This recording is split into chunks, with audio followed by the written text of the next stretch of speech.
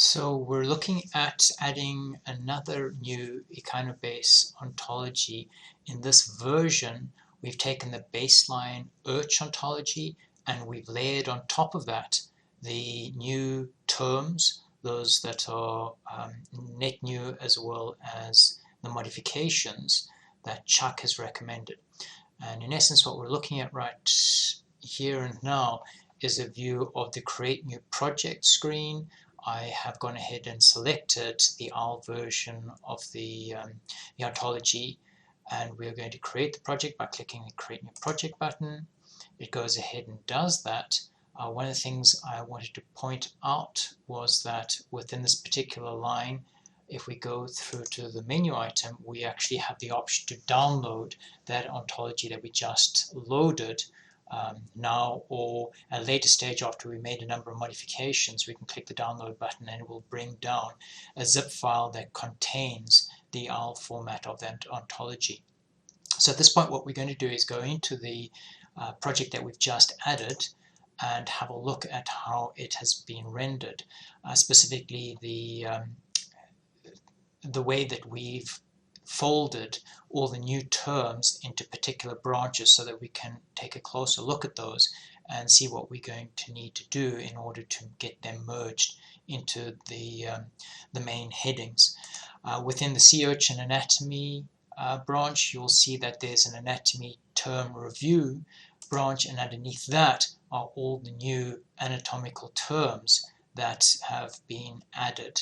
That came from Chuck's original version 2 spreadsheet.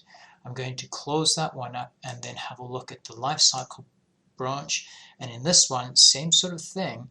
We've got a life cycle period review branch, and if we expand that, we will see all the life cycle related developmental stages related terms that have been added as a result of Chuck's version 2 spreadsheet. So what I'm going to do is just cross over from the web protege view through to the protege, the desktop protege view, which hopefully I still have open. I have indeed. And what I'm going to do is just show a live navigation of the OWLVers version of those two branches. So specifically, let's take a look at the life cycle period review.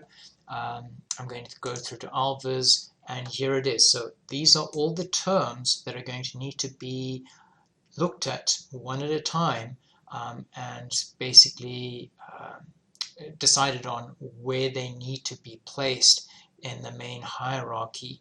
I can do the same thing. Just while I'm here, I might as well show you how to do an export of this particular view. So there's a button over here to export to an image. You can click on that.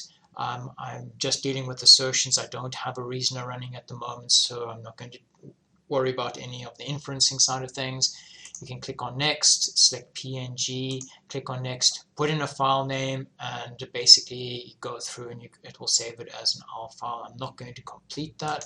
I'm going to cancel out of that part. Now I'm going to take a look at the anatomical term review branch and do a quick navigation of that. So this is basically a tree structure of all the anatomical terms. You'll notice that there are some embryonic, what appears to be some developmental stage terms in here. I was taking a quick look at that briefly before I started to demonstrate this. And what's interesting is if I just go through to the entity side of this, anatomical review branch, and you just click on one of these here. So we've actually got this 28 to 32 cell embryo sitting term sitting under both the anatomical entity term as well as the anatomy term review branches. So this concept of dual citizenship actually is useful for us to be able to allocate it to what essentially as its final destination, but also to tag it appropriately as an anatomy review, an anatomy term for review, so that we can take a close look at it and make certain that it lands up in the correct place. And Protégé, either Web Protégé or in this case what we're looking at is Desktop Protégé, will help you do that, resolving those and figuring out where things need to land.